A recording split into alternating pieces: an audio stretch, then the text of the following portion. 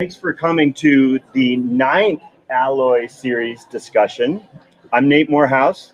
I'm a professor of biology at UC, and I'm also the director for IRiS, which stands for the Institute for Research in Sensing. We are an interdisciplinary research institute. We're a year and a half old, and we're focused on everything related to sensing, perception, sensor technology development. Those topics have typically been the focus of work in science, technology, engineering, and mathematics, especially at UC. And one of the purposes of IRiS is to bring other perspectives into those conversations from the social sciences, the humanities, and the fine and performing arts. The Alloy series is something we do 6 times a year.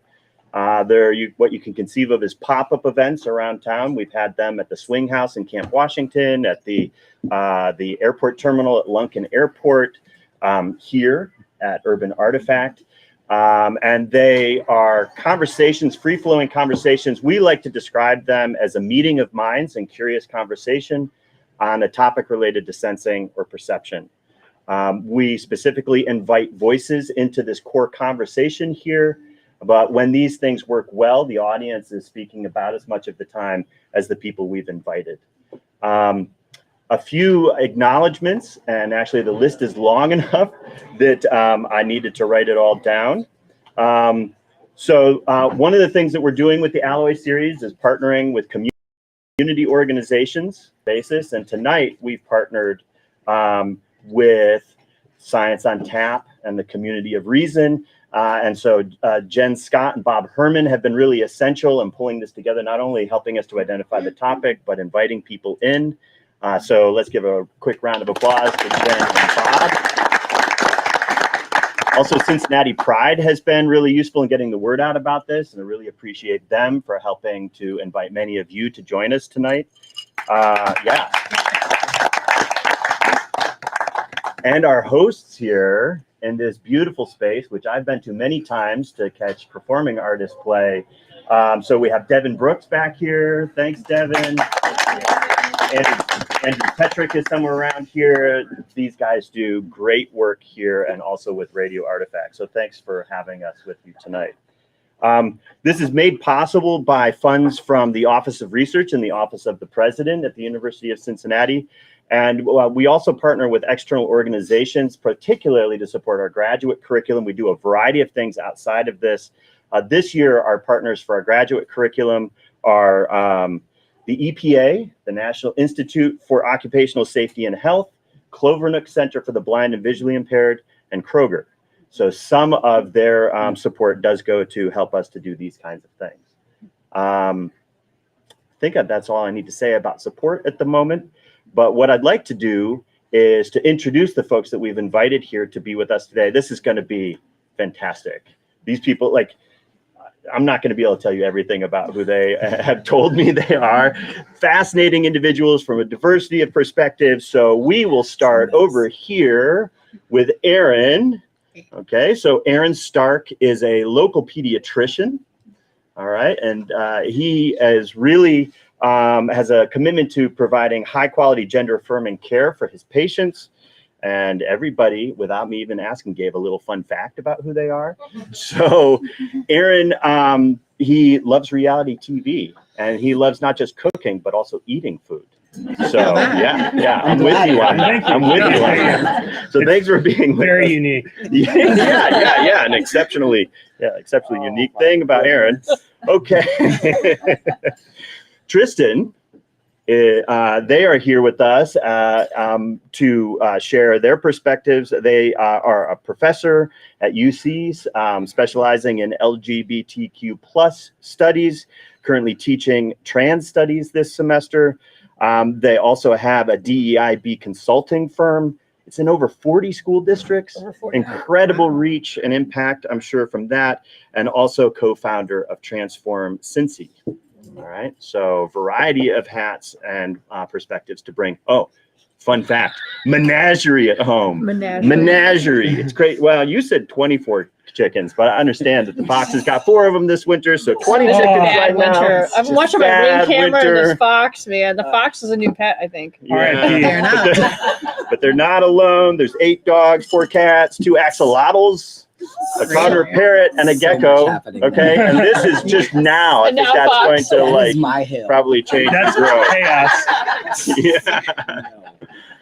Gio Santiago is a transgender advocate, a U.S. Air Force honorably disabled military veteran, and founder of Meta Center, a nonprofit dedicated to educating, motivating, and inspiring transgender youth and young adults in need of resources and support. Fantastic. And fun fact about Gio is that he has over 650 pairs of sneakers, which might take up more room than the chickens. Yeah, they have their own room. Yeah. So if you ever need sneaker, That's great. Those are pristine secrets. All right, Kieran Robertson. They are a historian focused on queer possibility with the aim of building a shared queer family tree. Their current research focuses on Ned Ross, a genderqueer person who lived in Warren County, Ohio at the turn of the 20th century. And they also wrote a book called Little Ohio, which I have to buy now and read. It's about 100 of the smallest towns in the state. So fascinating perspective on our state. Available on like Amazon and every place that books are sold. So fantastic. All right. Fun fact though. What's the fun fact? Oh yeah. That was the fun fact. I got here last minute and Jen came up with it. Right now on the spot here. I need the Jeopardy music. I can already tell Gio's a liability here. I don't have as many pets, but I have a dog named Sadie, and she's perfect. And that's a fun fact. Yeah, she wears a lot of sweaters. That is a fun fact. That's Sweaters. When in doubt, pull out a pet. That's right. Yeah, which is exactly what Ty Holiday did. So Ty is a musician and music teacher at Mijas in Hamilton. Tinkers with electrical innovations in music and sometimes cars. And they also have a big redfoot tortoise named Dinosaur Jr. Wow. Which is an excellent name for a tortoise or any pet, really.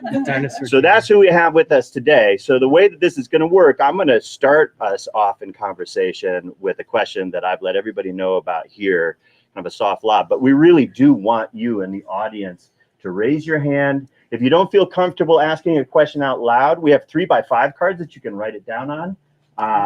Audrey back here has them. And so you can raise your hand if you want one of those, and then raise your hand with it. When you're ready, it'll come up to me up here, and I'll try to fold that into conversation. And this disturbingly cute piece of technology here, the owl, is live streaming to an online audience that is able to also lob in questions and comments, which Nishay, the IRiS postdoctoral fellow and program manager, will help us to integrate into the conversation. So many ways of participating. The key is participate. All right.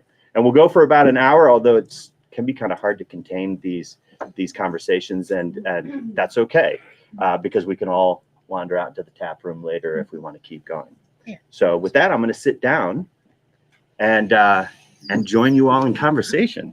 So the question that I want to ask, and there's no particular order in which people need to answer this, but the question I want to ask each of you, which will allow you to introduce yourself a little bit more, is how do gender and gender perceptions inform your work? And that could be either personal or professional or both. So your path through the world. And whoever wants to go first can start us off. Who's the extrovert here? Go. All right, no, you know what? I will go first. So gender perception is incredibly important in queer history in lots of different ways. The idea of queer possibility, that I think is a really important part of like a movement inside the history profession right now, is just about broadening our idea of what queerness can look like in the past, so that we can begin to include more people. We also have to understand what the gender perception was of people in the past, because they're kind of living in a different society.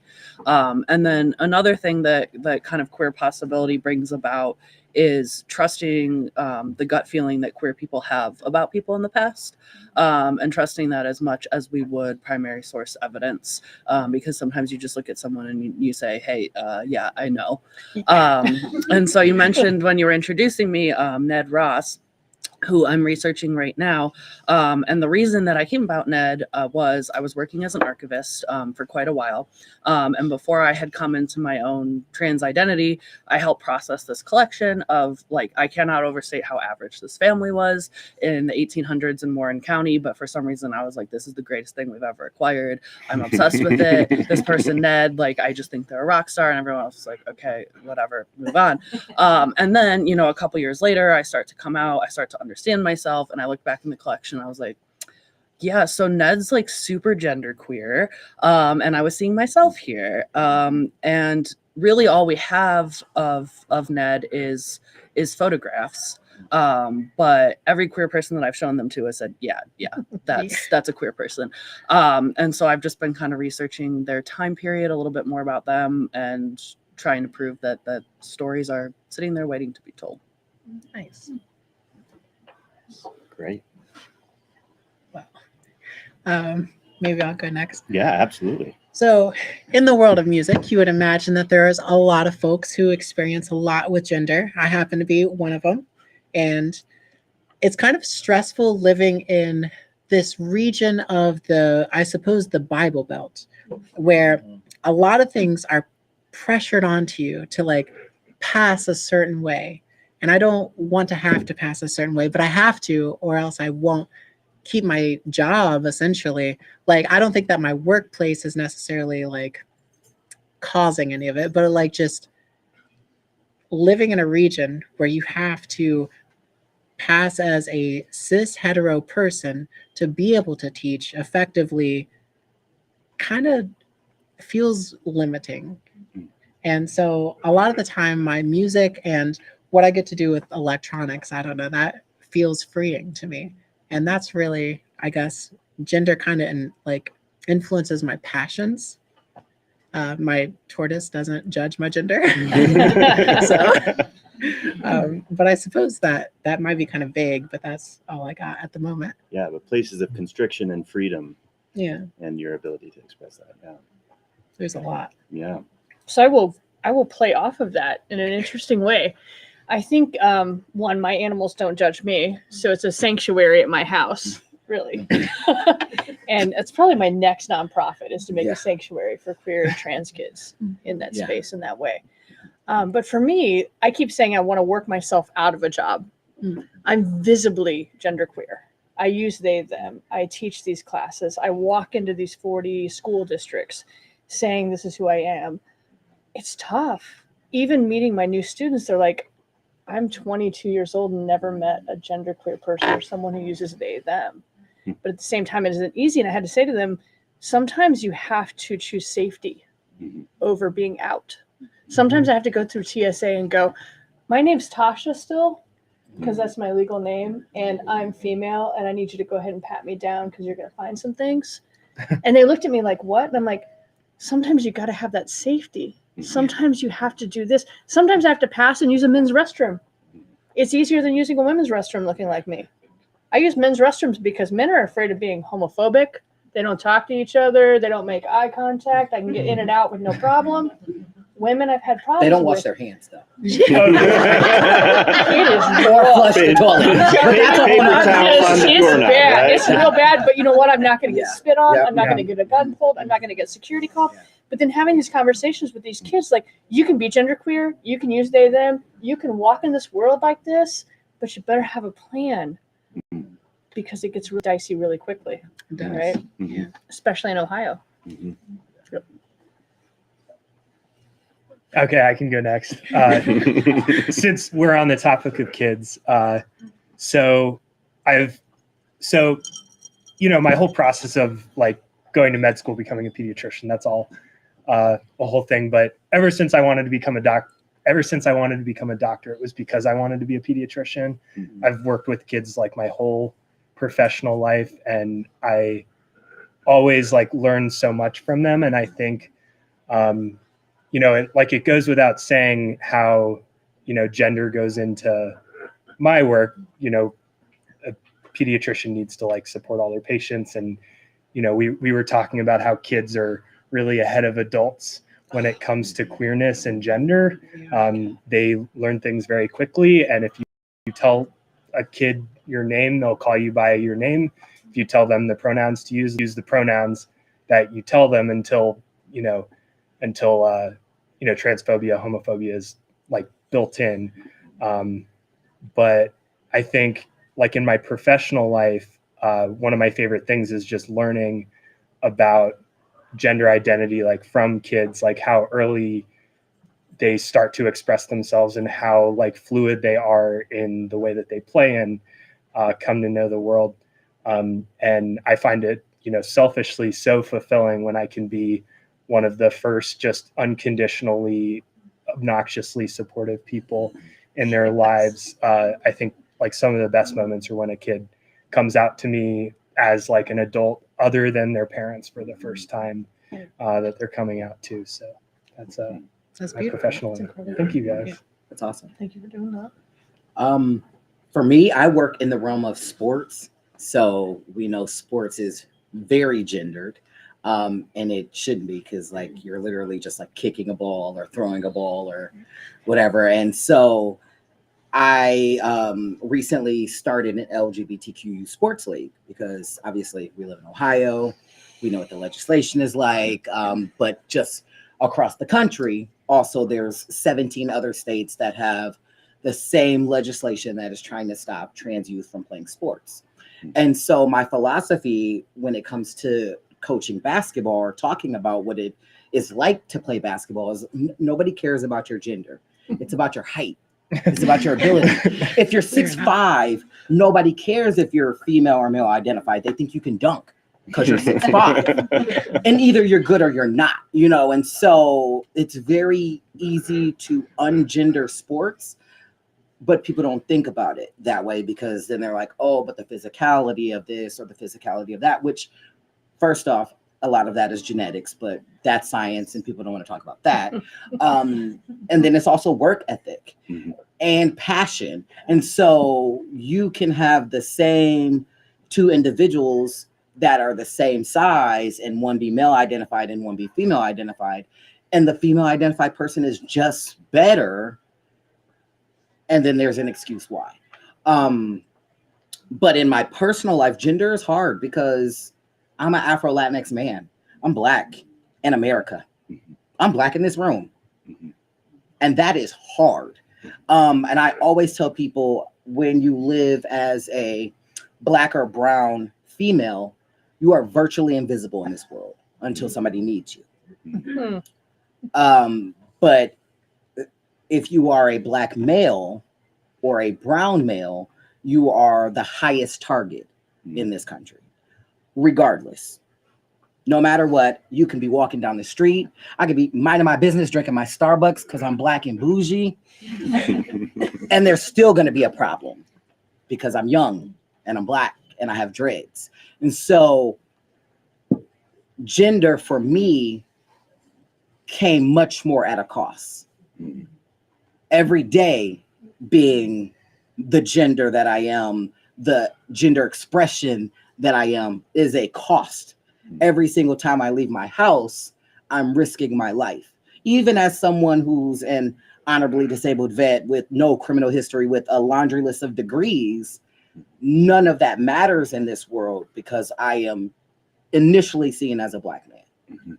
So you layer that in with sports, and we know athletes in the professional realm of sports, especially male-focused sports, are predominantly Black males because it's entertainment for people. It is not the appreciation of, and that's a conversation that nobody wants to have, and we definitely don't have time for that. So we shall move on, and I will leave you there. But this can be a fully intersectional conversation because I think you're talking about an experience of moving through constriction or moving through reactions or perceptions, which is very germane to this question. I mean, you even brought this up about different spaces you have to move through differently because of these external perceptions. I think it's very much part of the conversation. Even holding a 4-year-old child. I mean, seen as a Black man. I am a Black man with a 4-year-old little girl, a single parent to a 4-year-old little girl. And that is still not enough in this world to be seen gently. it's just, it blows my mind. I mean, when I was coming in here, and I was like, I don't know exactly which door to go in. I called Jen and I'm like, hey, Jen, where do I go? And she's like, oh, it's around the corner. I was like, okay, I see this woman going in there, but I'm going to follow her, but not creepily. And Jen's like, what does that mean? And I'm like, well, she like goes into this, like what seems to be like a dark alleyway kind of around this corner. I don't want to go like jetting after her because I'm like this black guy with dreads, but like just a guy like running after this woman who's like going into this door. And I'm like, because I don't know where I'm going, but I'm like, I'm going to like follow because I'm assuming she's going to the same place, but like with caution. So like everything I do in my life has to be with caution. So yeah, I would never change it. Like for not 1 second in this life do I regret transitioning. But there's always a but.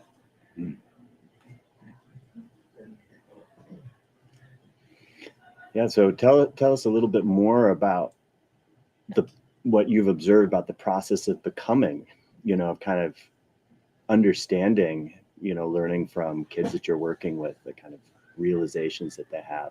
Yeah, so I think in like the discourse, there's a huge focus on surgery as like that is transition. And in reality, that's like the end of a very long funnel and a lot of work, between like person that's transitioning and like a whole team of people supporting them. I think when you really break it down for people, transition can start really as soon as, I guess my experience just with kids and adolescents, like, a kid initially expressing that, they were assigned male at birth and they identify as a girl. They're 5, 6, 7 years old, even younger, that we see really transition just starts as like, what do you want us to do about that? Like, do you want us to call you she and her? Do you want to wear different clothes? And that's what we call process of social transition. So even like a regular pediatrician that isn't prescribing any medicine or doing any surgery can help support a kid through a social transition. You can have psychologists meet with the kid and unpack things, because there's nothing wrong with going to a psychologist for any reason. But if you specifically want to talk about gender, there are experts for that. And it's really a process of social transition. And sometimes that's all you've got. And sometimes that's plenty for the kid and they're totally fine. And sometimes they continue to have signs of dysphoria through childhood, and you continue supporting them and doing the social transition. And really nothing medically has to start until you start to show signs of puberty. And so for kids that can be, 8, 9, 10. And once a kid starts to show signs of puberty, then you talk about, puberty blockers, which are completely reversible and safe. We use them for kids that don't have gender dysphoria. We've used them for years. There's plenty of evidence. I could go on a rant about this, but really like transition is a very gradual process with a lot of people supporting a kid through that. And it looks very different than the media would have you believe. You don't even start to talk about hormones until you have, at least outside of adult medicine, which is very different, until like a kid over the course of years and years shows that they need it. And it is like an evidence-based, safe, effective treatment for that. And then my little plug is that gender affirming care has been associated with a 60% decrease in depression for kids with gender dysphoria and like a 73% decrease in suicidality. So if you can imagine like the number one killer for kids with gender dysphoria, you can reduce that by 73%, which for any like traditional disease in medicine, we would consider that like a miraculous treatment. And the majority of gender affirming care is like safe, reversible, not even medical. And, you know, most kids don't end up desiring any kind of surgery. If they do, there's a 1% regret rate, which is significantly lower than 14% for any other elective surgery. And just a fun fact, I researched this. The regret rate for prostate cancer surgery, prostatectomy, is 67%. The regret rate for having children is about 3%. Oh, really? So, yeah. Wow. So even 3 times as Those many are just the people people regret admitting having it. children Right. than they do Okay, that having part. transition-related things. Yeah, Like, exactly. this is why I wanted to chime in, because I was like, Oh, thank a you. lot of the work I do chime in, is social chime in, transition, yes. right? Yeah. Yes. And you're saying 73%. Hell, you drop the suicide rate in half just by using the kid's name. Just that. And then you add the Just that. Especially pronouns. if you're their parent. Just Yeah. just using the name. We have from 2018, there was a piece from the APA that looked at it and said in 4 different areas, using it at the doctor, at school, with your parents, and with your friends. 3 out of those 4 dropped the rate in half just using a name. That has nothing to do with hormones. It has nothing. And let's look at it. You've been using like hormone blockers for the last 70 years in Sweden and Scandinavia. We've had to use that for precocious like puberty. You've had to be able to put people on that so that a 3-year-old doesn't go into puberty. And there's only one research study that shows, that being put on hormone blockers actually affects bone density. Yeah, it's But not as much as playing video games and drinking Mountain Dew. And it's reversible after 6 months. yeah. So 6 months being off those hormone blockers, your bone density comes back.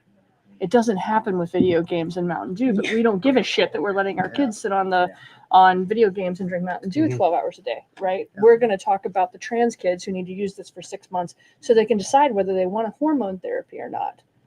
Because that's not what we're talking about. And kids understand between the ages of 2 and 5 gender constancy. Yep. So you have a 5-year-old who understands who they are. They can look at you and go, you're male, you're female, you're this, I feel this way. Yeah. So we see a lot of little kids like this. All they need is to know, we'll use your name, we'll use your pronouns, we're going to be here with you, whatever your journey is. And that's gender affirming care. Yeah. Like that is what we It's not that that is scary, what is doctors it? refer to as gender affirming care. You don't even do anything until the 2nd stage of puberty. But no one wants to have the conversation that half of us don't even know that there are 5 stages of puberty and what it looks like when you have to do that. Because none of you were taught this in high school. And I get this constantly. Well, I wasn't taught that there are intersex people. They didn't teach me that in high school. You know what else they didn't That's teach you on in high purpose. school? Calculus. They didn't Yeah. teach you rocket science. That doesn't mean you know everything because you didn't learn it in high school. Right. I would say also that the focus on surgery and hormone therapy as like this big scary thing in the media can put a lot of weight even as an adult on a transition, which should be a really joyful experience of self-discovery. And, you know, I don't regret going on hormones. I don't regret the surgeries that I've had, but there are different parts of me that came out of that I could not have known were going to exist before I went in.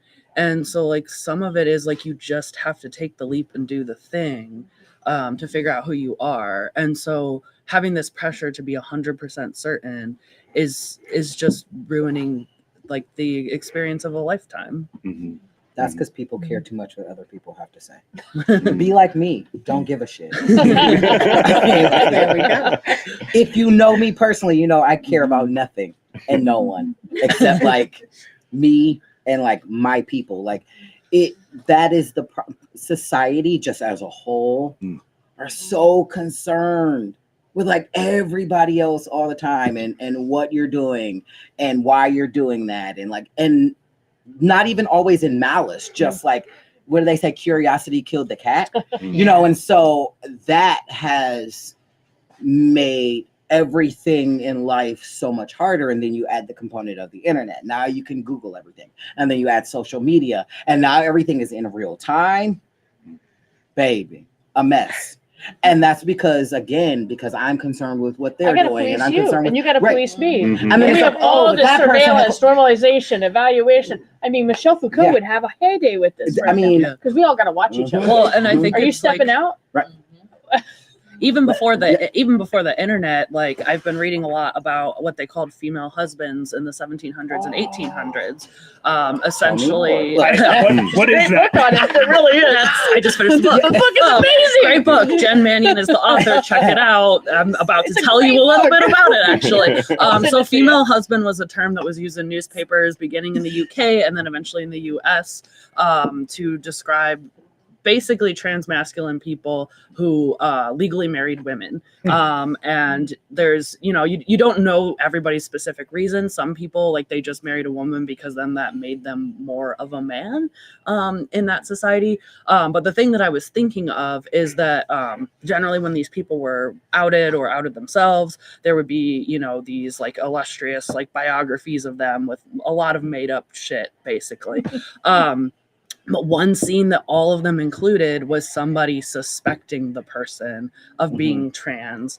And these scenes were very clearly made up, very clearly fake, but they made, like, society could not read these stories without having that person fill in for them of like, oh, well, I could never be tricked. I would always know.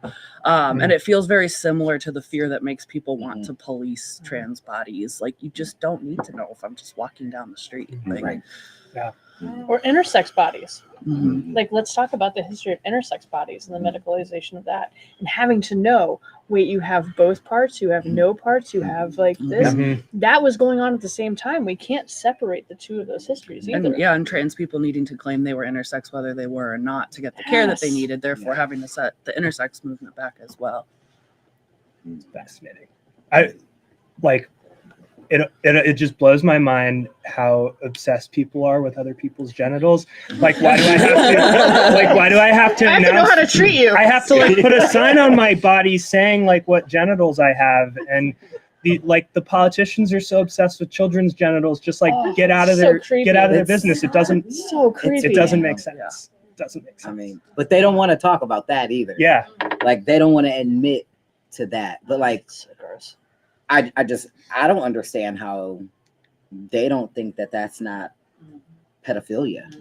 It's Like, really let's have that creepy. conversation though. Like, it is not your child whose body you're concerned with. You're concerned with random individuals' children's bodies.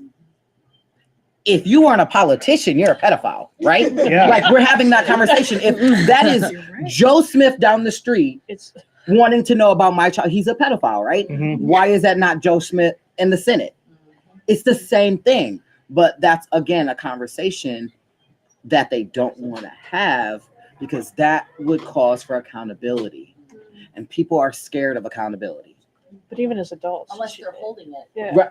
Unless they Yeah. feel like they're holding somebody else Mhm. accountable Mhm. Oh. to their own, to what that person perceives their gender to be. Yeah, Yeah. Oh, they, and that's a they're- they're, constant all about moving it. goalpost. Yes. They're Those afraid that- goalposts are always moving too. Right. they're Yeah. afraid that Always will be moving. something that they didn't assign us to be. Yeah. Like, they want Right. that measure of control. But here's the thing, though: unless you and I, Gio, are getting in a relationship, in a sexual relationship, Mhm. it's none of your business. Right. And first of all, we probably need to have conversations about consent, Mhm. boundaries, Yeah. what I like, what you like, Mhm. what's your safe word, Right. what are you okay with. But we don't want to talk to kids about that. Oh my God, why are we not talking about healthy relationships with Yeah. children?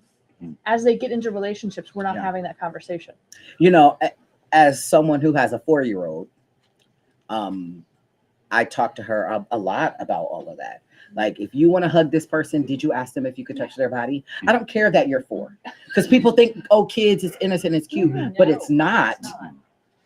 And I need for her to understand that. I need you to understand that you have to ask them if you could touch their body. You have to ask them if you could touch their neck. You sat down, I was Because- excited to see you, and I was like, can I hug you? Right. You were like, holy shit, we've been trying to see each other since Right. 2019. Exactly. Right? But we You still know. ask that. How many Yep. people ask that before you touch Yep. someone? But like, kids get it. She's Yeah, they like, do. okay, she might forget sometimes because she's excited, you know, but that reinforcement, she's like, oh, if we're doing it early and teaching children simple things, and we continue with that, because we know repetition is key, they won't be 75 years old going 0-14 trying to be the Speaker of the House. Because they will have gotten one point me. They will have learned certain things because repetition is key. I'm going to ask this question because that's important. I'm going to ask you, can I touch you? Because that's important. We're going to have these conversations about how you feel. Like if you're coming to me and you have an issue, I'm going to, okay, am I listening or are we problem solving? If you just ask those two questions with almost any conversation you have in your life, that's helpful. Even if it's about somebody's gender. Okay. Am I helping you find a doctor, or are you just talking to me about how you're feeling today? It's amazing, isn't it? Yeah. Adults complicate it. We really complicate gender. It was funny that you mentioned, I don't remember who it was that mentioned it, about they don't teach us in high school about these things. Because like, I remember in 5th grade and then again in 9th grade, I had these classes talking about sexuality and about puberty and all these different things. And literally my teacher was a blatant homophobe who just went on about it for like a good 30 minutes. I was like, this is not an education. This is a problem. And what's the problem with saying most girls have menstruation?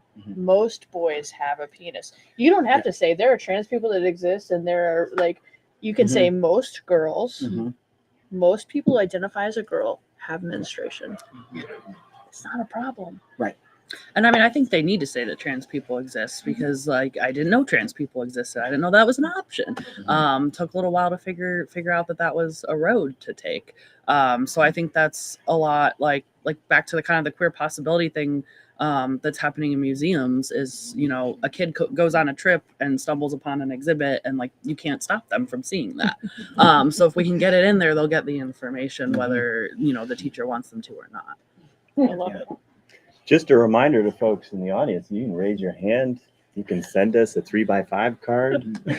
We will shut up for a second. Yeah, go ahead. Silence is golden. Right. We've got one over here. Something I actually had really good conversations with my family about over the holidays in an effort to reconnect with them and their mostly right-wing thought processes about things, just trying to kind of open them up to the communities I'm a part of. We talked about sexual education in school and how the only overarching lesson that I remember learning was about abstinence. There was no advice surrounding becoming a sexual being when your hormones are extremely active as you're growing up. There was no information given around how to navigate different kinds of attraction. And there was only the one discussed, which was heterosexual attraction. And I also found it really interesting, thinking in retrospect, the humor of young people, specifically, I think boys who were trying to be as aggressively male as possible to probably please parents or whatever their systems of thought, operated in a way where their humor was extremely aggressively sexual towards women, or people learning who they are and how they identify. And I'm just kind of curious what any of you think about how that limits young people from learning about who they are as they age, and if that kind of represses them even more, and how we could do better in educational systems to talk about these things with developing people.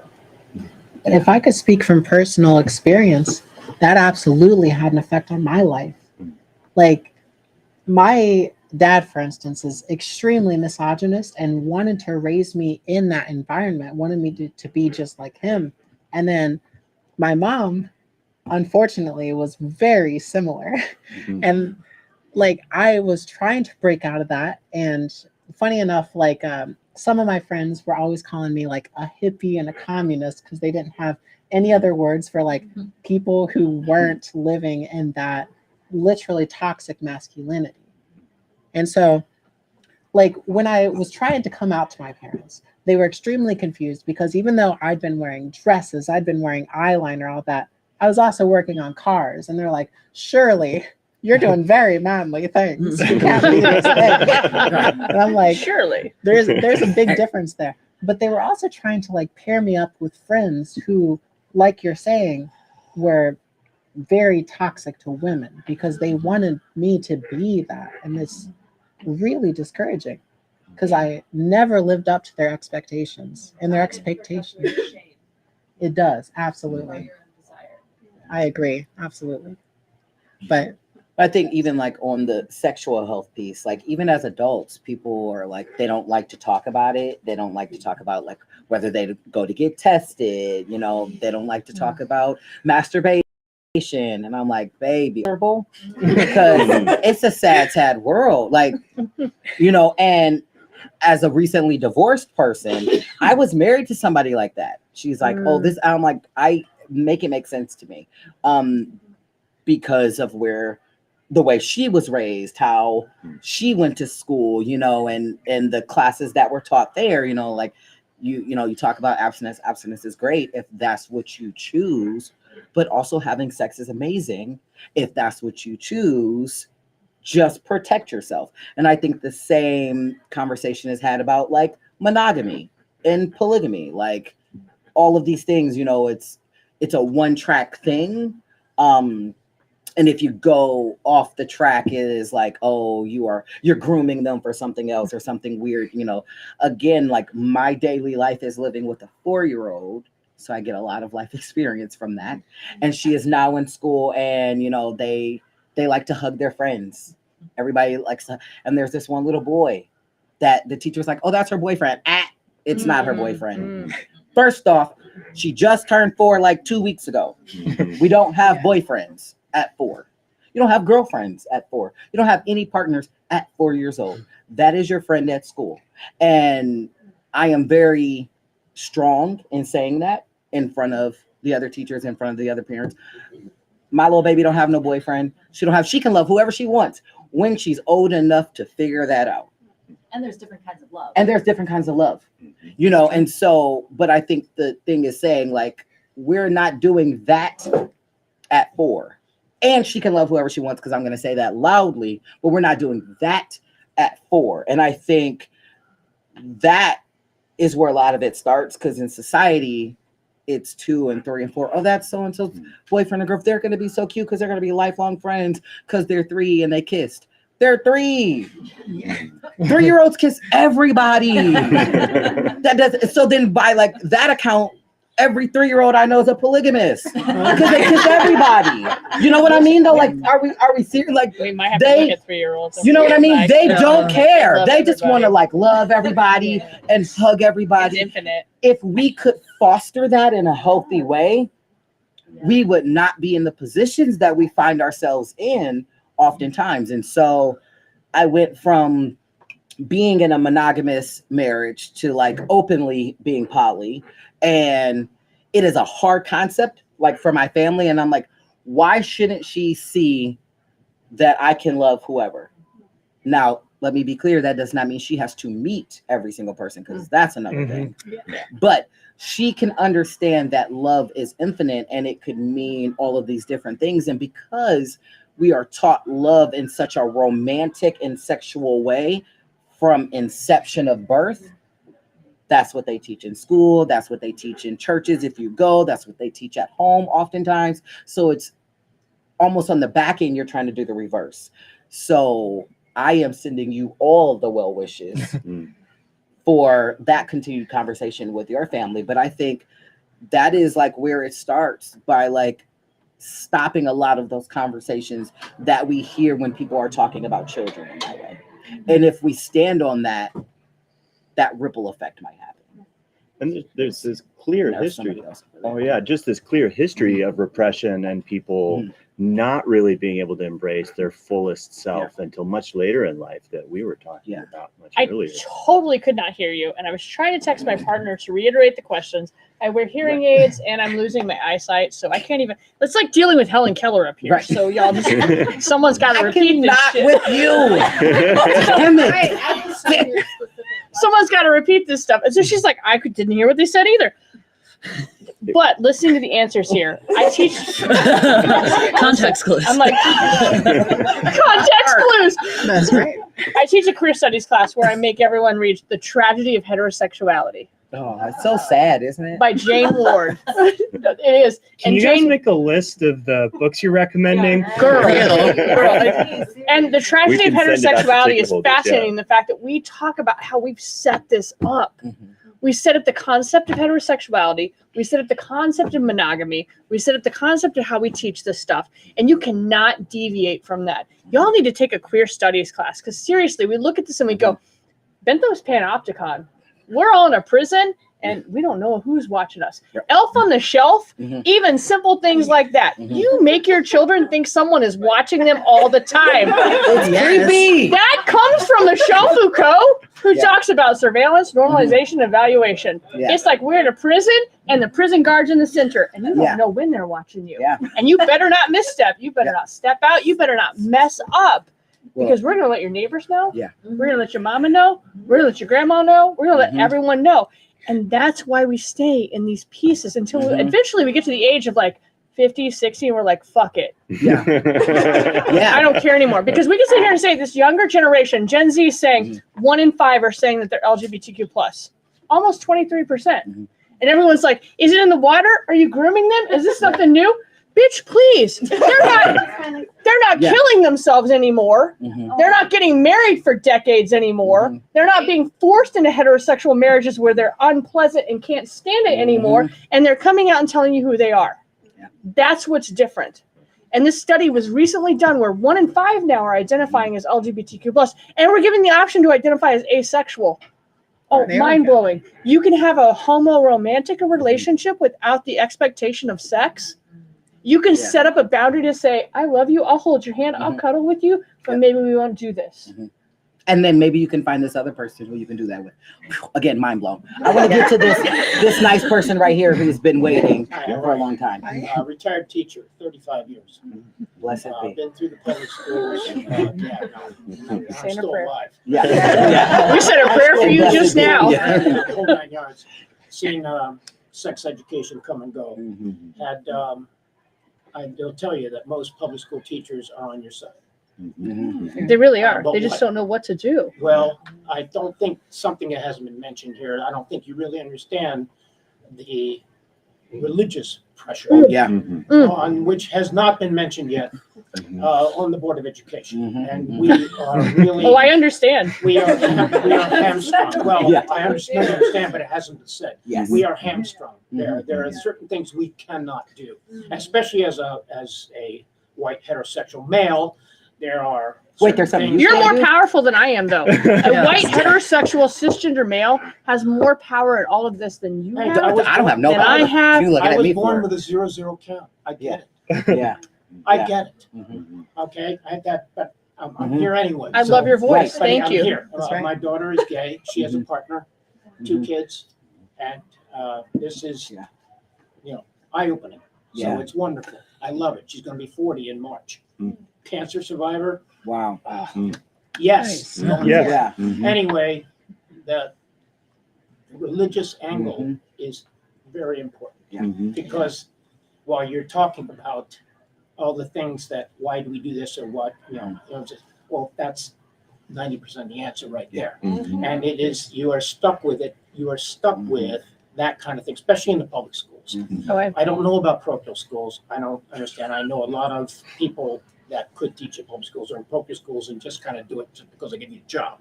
Right. But I know it's tough. It was a tough thing to deal with. Mhm. You get some people that would talk to you and you just can't give them advice Mhm. because if they tell their parents, you're fired. Mhm. You can't do that. Mhm. I It's feel a that. tough thing to deal with, and it's getting worse, Mhm. Oh, it is. especially in the Board of Educations in the smaller schools. They're being overtaken, and it's going to get worse before it gets better. I think a lot of this kind of makes me think about this idea that kids have rights as human beings outside of their parents Mhm. and information that they should have access to whether their parent Legally, they decides. I mean, yes, Right. but in a perfect world they should. They are human beings too.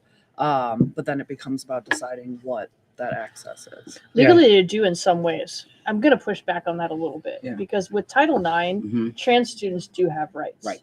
There are certain things that federally we still have rights. I'm in Kentucky, Michigan, Utah, Oregon, Ohio, Indiana. I'm in 40 school districts. what you're saying to me is nothing new. I'm in fact doing free work in certain school districts because they can't actually show that I'm a contractor. They I'm cannot doing- show that they're paying you to like groom these children. But are they sending out postcards in Man. the mail saying that I'm in there and doxing me? Sure. But you know what I'm not going to do? I'm not going to pull out of the school and not be there for them. Things are different than what actually happens. But we're in public schools. Let's say this again. You're in public schools where we're letting religion rule the public school. Right. I'm not letting Separation of church and Well, right, state. yeah, we're not You're saying not. that. No. But what the Yeah. issue you're bringing up, the issue that you're bringing up, right? Yeah. I'm currently in Summit Country Day, and that's a Catholic school. I have to go in under another contract. I have to be something that I'm not right now to be able to get in there. I'm not talking about getting in front of the kids. I'm talking to educators and administration on how to just support them so they don't kill themselves. I'm sorry to be so blunt about it, but it's not about getting in front of the schools and the children and grooming them. It's about, hey, if a kid comes out to you, can you respect their name? Right. Can you respect their pronoun? If you don't understand what they're saying to you or you're not okay with it religiously, here's my card. Yeah. Here's Transform Cincy. Let's hit this person who's back Fight the there. good fight, man. Yeah, we appreciate you. Yeah. On the note of representation and understanding that, and exposing kids in school, limiting the amount of kids that are killing themselves because they're not exposed to things, because they don't know they exist. We're talking Ohio, we're talking the awful laws in Better Ohio. than Indiana. A name comes to mind, Leela Alcorn, who was a friend of mine, who up until she met queer people at her job at Kings Island, didn't know being queer, being trans, being anything but what you were assigned at birth. She didn't know that existed. And if your only exposure is religiously informed education standards or your incredibly conservative right-wing parents, we are setting these queer kids up to fail. And that's important to have people like Aaron Yes. that's doing like gender affirming care of kids, but it's so real. The amount of teenagers I have talked to that have wanted to kill themselves or have attempted to kill themselves or have completed killing themselves because they don't even know these are options. And then I'm going to backtrack a little bit. Do you know something that you said is with, because I used to work with preschoolers, so I'm very familiar with this kid likes this kid and their boyfriend, girlfriend, whatever. And so having those conversations of like, hey, that's not okay to sexualize our kids, but when do we start introducing topics in schools? This is not a point of question. Right. Open to anybody within the education system, where we start to understand, to your point, when do we become sexual beings? How do we understand ourselves as sexual beings? And diving into those questions. So where's the line? Like, so I want to jump in on what you were talking about first, representation and Leela, like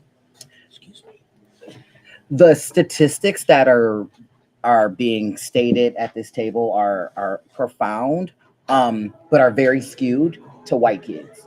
Let me just also be clear. Because Black and brown children still are not seeing themselves reflected.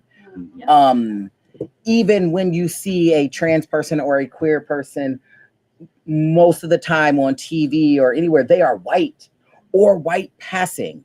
So, yes, it's great. We're reaching some of the masses that look like this person and that look like that person and that look like that person. So I'm still in the trenches trying to find the ones that look like me. If they're brown, they die. And if they're brown, they die and nobody cares. Let me say that again. If they're brown and they die, nobody cares. And on top of that, they are villainized after it happens. So there is no conversation of how to even structure what that looks like, even in Ohio, to be like, you are supported because, just like you said, the conversation for Leela was then like, oh, this poor girl took her life and now we have to figure it out.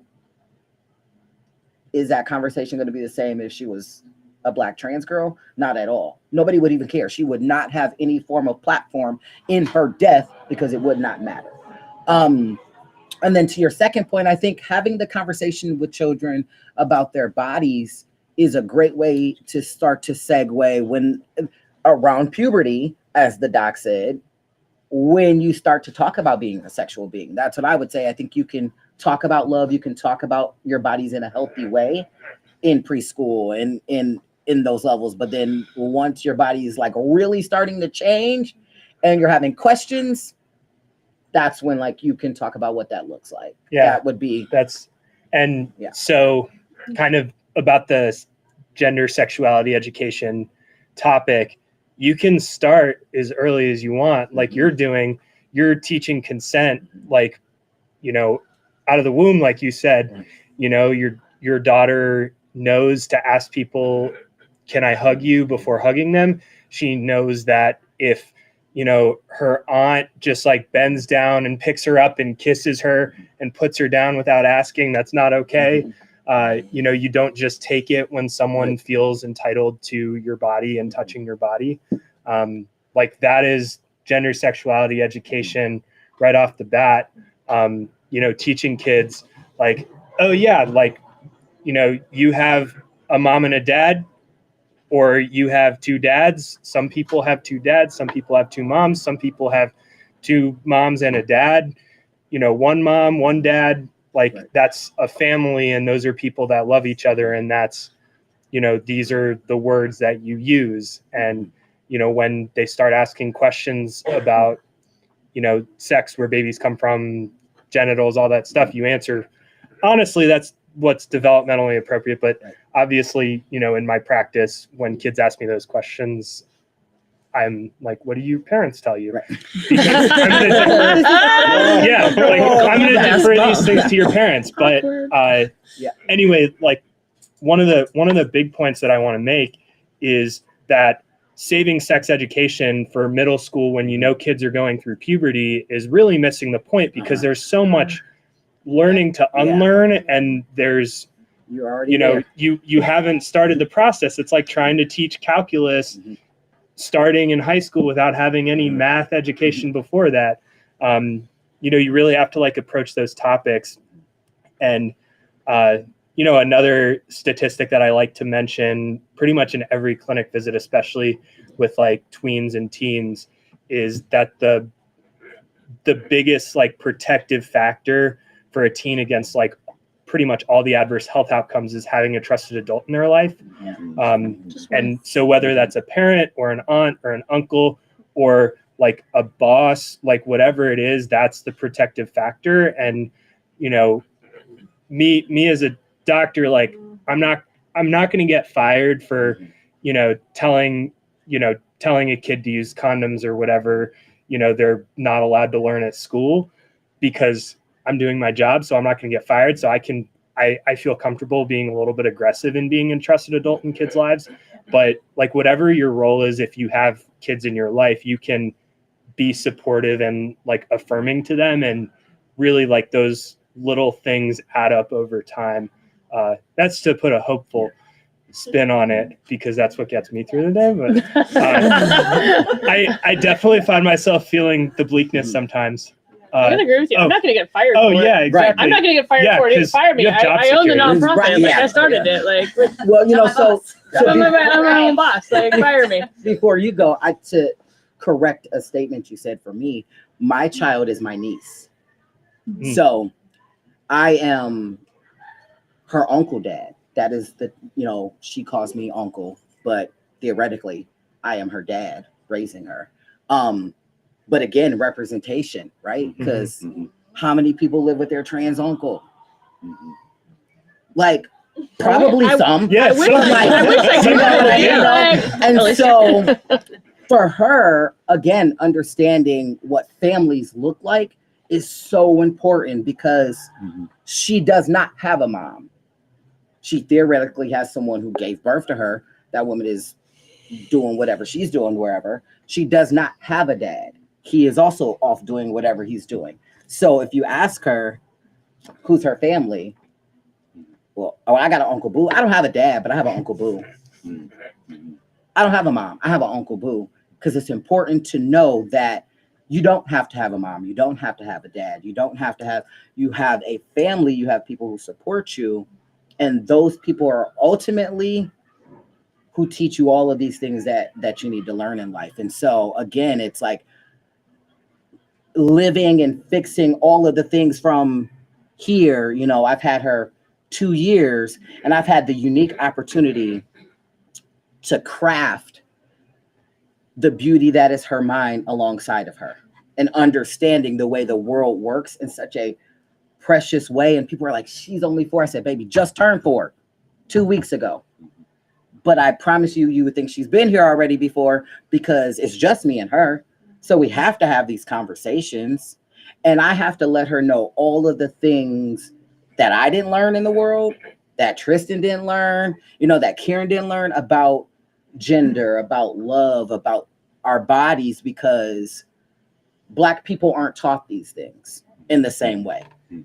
The access is not given there. And I come from a very middle class family. My sister is getting her doctorate right now. Like, I didn't come from the hood, as a lot of people think, you know, when they see a young Black person with dreads. And so even as someone who has had access to education, we still didn't have the same access to education. And so I'm pouring all of that into her. So whenever someone says your daughter, I'm like, she's not my daughter. She's my niece. Even if you don't know her, you don't know me. I have to correct that, because when you don't correct things in life, people just continue to say the wrong thing. You know, like, just like when you're misgendered, if you don't correct someone on your gender, they're going to think it's okay. And then they're going to say, well, you never said it was wrong. You never corrected me. So as a Black man in this world, I am constantly correcting the world on everything of every single day, even those who have the best intentions, because of course you didn't say anything in malice. But again, if we are not protecting ourselves and pouring into ourselves, how can I assist all of the people in the world that I want to assist? So there's a reason I know we're like at time, but we are. There's a reason yeah. I said a Black man with a child. Do you know how many? Right. Do you know how many children I have helped raise that aren't actually my children? That I will never get Mhm. credit for being there when parents kick them out, when people don't give a shit about them, when we have to. Yeah. So a Black man with a child, but that's a whole nother conversation about how do we look at family? Right. How do we look at who pours into children? There's a book called And That's Our Family. Read it. It is absolutely amazing. It talks about living with your uncle or your aunt or your sister or your grandma. And, you know, you got 2 mommies, 2 daddies, poly families, step parents. All of these things are important for children to know, because if you think you're only supposed to have a mom or dad, then that helps along that train of indoctrinating monogamy and heterosexuality and white supremacy. And I don't have no fucking time for that in life no more. Okay? None. Fair enough. So I know we're like, the building is a church. I don't think that's what this is anymore. So fuck, and that's It's a my favorite reformed word. church. It's reformed. So So we will collect these reading recommendations and send them Yes. out to ticket holders. Okay, I just want to let people know Poor how Aaron. we'll do Take that. it We're to like collecting and can sending I get out. all the books? We I've never are heard of any of we these. are at time, but I want to open up one last space in conversation, because so much of this is rightfully a discussion about the pain imposed by meeting society in these spaces, as well as harm reduction for people that are in that process. And I want us to end by opening up the space about the joy of finding one's way to the truest expression of gender. What does that look like? That is the reward. So what does that look like? Well, to build off of a lot of what we talked about, not suicidal anymore. Mm-hmm. And that feels really good. But how do y'all feel? I mean, I've That's a question. Yeah. Was there someone in your life that helped you be comfortable where if your parents weren't? Well, You know what I'm saying? It's like you found somebody that helped you see that it was okay. it took years. I fled to Texas, which was not Hey, a great place. yeah. I know. And I lived there before, I was but I'm talking about Indiana, but you went to Texas. If you go down to Corpus Christi, Texas, Jesus. it's majority queer positive, which was really cool. There was a big drag scene. I'm not that much into drag myself, but the people there were amazing. And then eventually I got a bit homesick and I came back. I had a new roommate who I worked with, And this person was the most supportive person I've ever had in my life. My family is not in my life anymore. And it took years for that to happen. But now everybody I have is supportive. There's chosen family, but it started with that roommate. That they changed my life. And funny enough, they've just started transitioning. Wow. I feel That'll like happen. something The happened cycle. along the way. Yeah. I just want to offer a quick observation, which is that this conversation has so beautifully centered on young people, on children, and I'm not even sure if that was the intention. And there's this like rising up of the future inside of that. Yeah, because my question was, I'm also in healthcare, and so my question was, other than using like pronouns and your chosen name and things like that, is there anything that you wish like healthcare professionals knew or acted for like adult care? You know what I mean? Because I think a lot of people are being more vocal about, you know, where they are in their space, and kiddos are so great about it, but sometimes, you know, making adults feel comfortable. Like, is there anything that you wish that healthcare professionals knew or would behave in a certain way? I'd love to go to a gynecologist that's not in a women's clinic and get stared at the entire time I'm there, because I have to go, and it's a great way to out yourself to everyone in the room. I've made I sure mean, mine aren't at a women's I clinic. advocate for that. These hospitals have enough money that they could build another wing. And that's coming from someone who advocated for that as a veteran. I assisted the Wade Park VA in Cleveland in opening the very first transgender specific clinic in the entire VA system. I didn't need it. I didn't give a shit anymore. My doctor is amazing. But guess what? Same, like it is uncomfortable for the women in the room for me to be sitting in the women's clinic, visibly not looking female. So that's a win-win for some of these clinics. Hey, you want everyone to feel safe. You have all of this damn sex. You're always knocking down the wall to put something else there. Put just, you know, because there's dedicated health professionals there. But I think asking conversations, like questions, like when you're talking about sexual health, like, hey, do you have more than one partner? What does sex look like for you? Even if you just say, what does sex look like for you? And what does ask it having every sex look like for single you? Like time, that's even if that's your consistent patient, they might have new partners. It might change, you know. And so I think just that's a simple question, because then that also opens the door for them wanting to get tested and not feeling awkward about asking, or not feeling shamed if they say, hey, I do have two partners, you know, and I do want to, you know, feel comfortable and be safe. So I think that's an easy way. Well, I think that's interesting you say that, because there are certain patient populations where you do have to ask about that sexual history. And for like accreditation purposes, a lot of times you have to ask very specific questions. And so really being cognizant of like, are these questions positive questions, or are they kind of questions that would make someone feel not comfortable saying that? You know what I mean? But because, yeah, go ahead. Also asking behavior over identity. So like, here's the thing. Your social identity can be different than your personal identity, can be different from your behavior. Not to pick on you, Aaron, but Aaron could be a cisgender straight male right now. And you go in and say, are you having sex? Okay, you're having sex with women. You chart that off. Yeah. It's an assumption. Your behavior could be having sex with men. It could be having sex with so-and-so. You're making an assumption right now based on an identity. Behavior's different.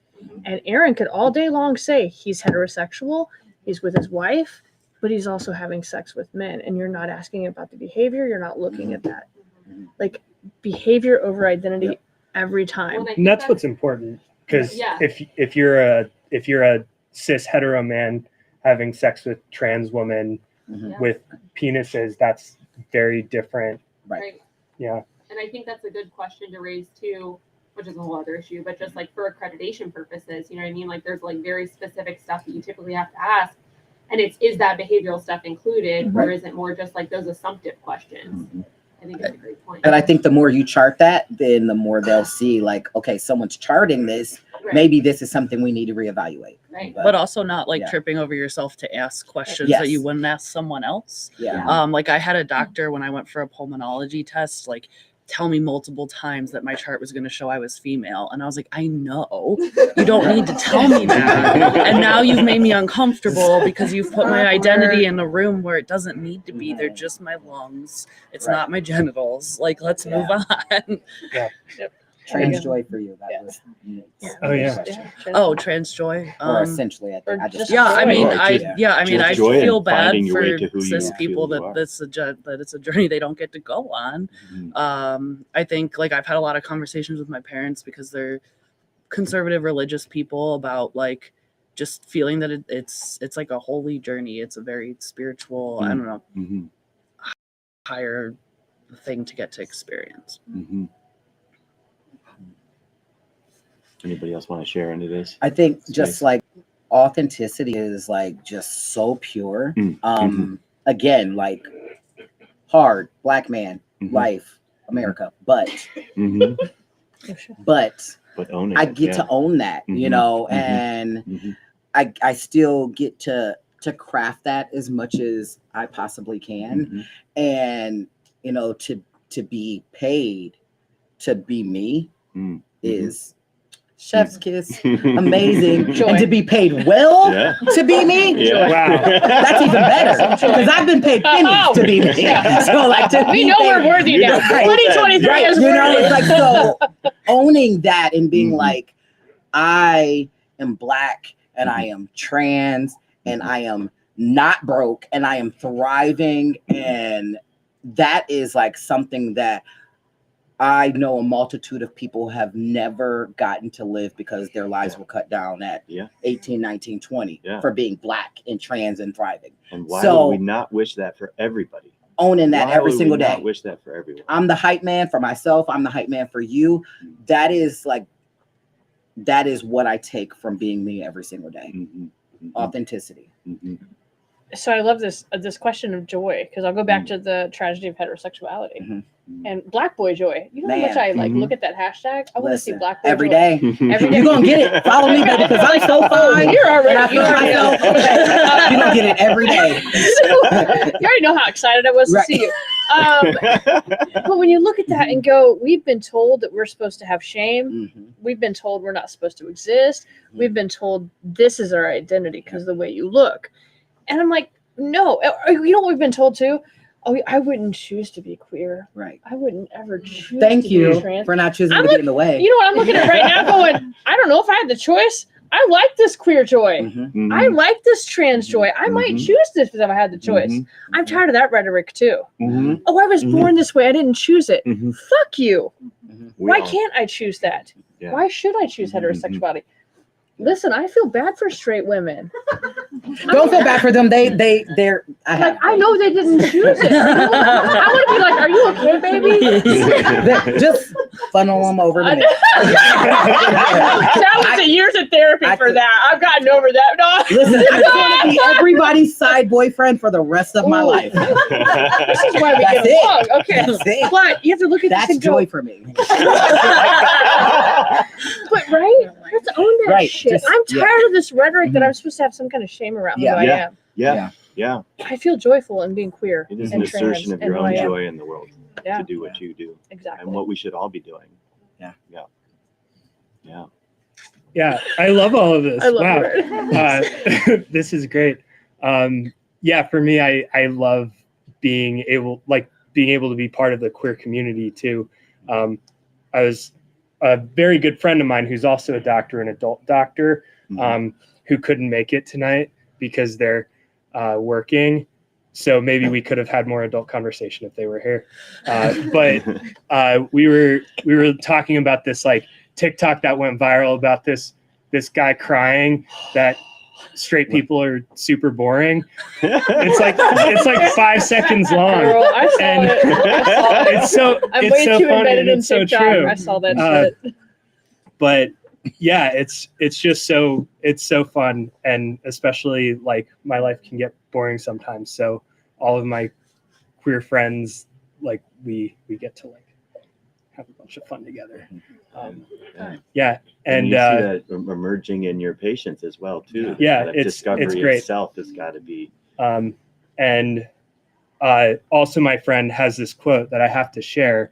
because they probably would have shared it. And I try to follow this as much as possible, but they try to only buy clothes that would make you look queer no matter what gender you identify as.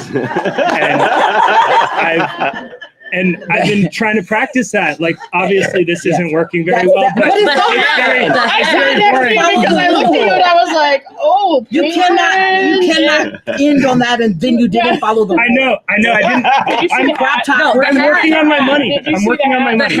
Working on my money. Is that what you said? I have to pick up a lot of shifts to pay for my lavish lifestyle. And I'm still working on evolving my work. That's the other thing they don't tell you about transition is that every season you got to buy new clothes because you're just growing and growing again.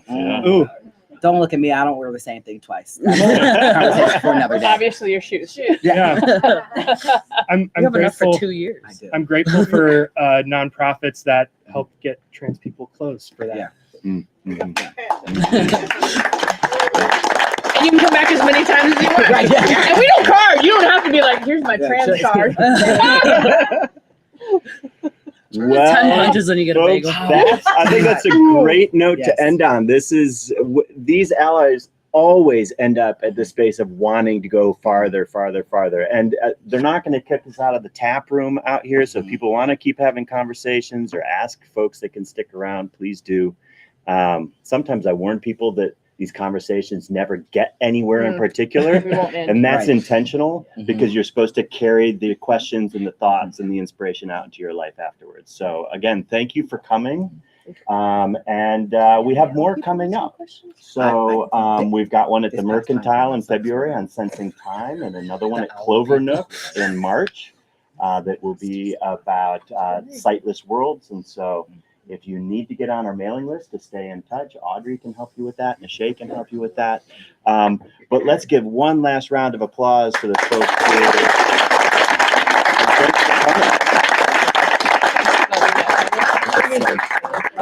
Thank you. That was wonderful. Thank you. Thank you.